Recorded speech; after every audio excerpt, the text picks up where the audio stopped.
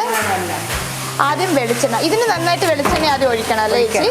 ഇവിടെ എല്ലാ സാധനങ്ങളും നേരത്തെ വറ്റിച്ചൊരിച്ച് വെച്ചേക്കാം, അതുകൊണ്ട് നമുക്ക് പണി എളുപ്പമുണ്ട് കേട്ടോ.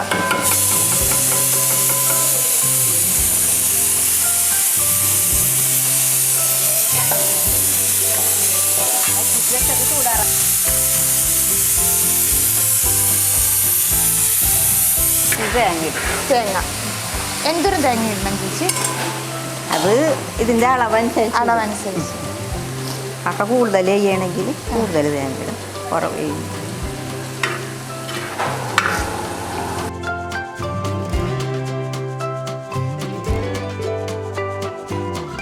ഗ്രേവി ചേർക്കുന്നത് അല്ലേ? ഗ്രേവി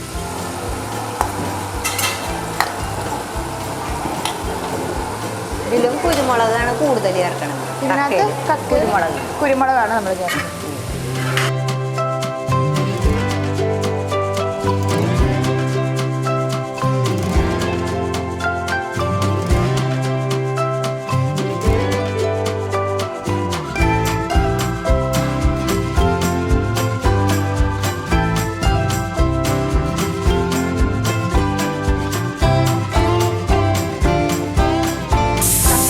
കൂടുതലായിട്ട് ഇടുന്നത് കുരുമുളക് പൊടിച്ചത് അല്ലേ?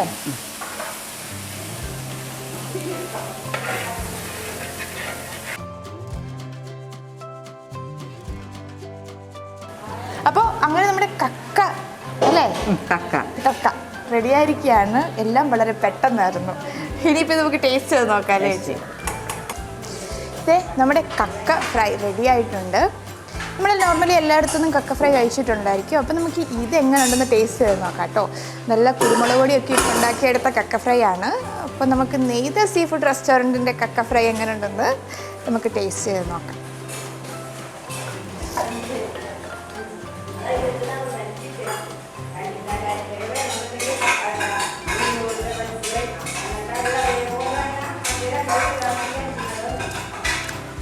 സൂപ്പറായിട്ടുണ്ട് കേട്ടോ.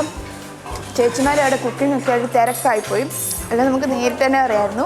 ഇനി എന്താണെങ്കിലും നിങ്ങളെല്ലാവരും തീർച്ചയായിട്ടും ട്രൈ ചെയ്ത് നോക്കണം. നല്ല സൂപ്പർ കുരുമുളക് പൊടിയുടെ ഒക്കെ രുചി നല്ല സൂപ്പറായിട്ടും ആയി വരുന്നുണ്ട്.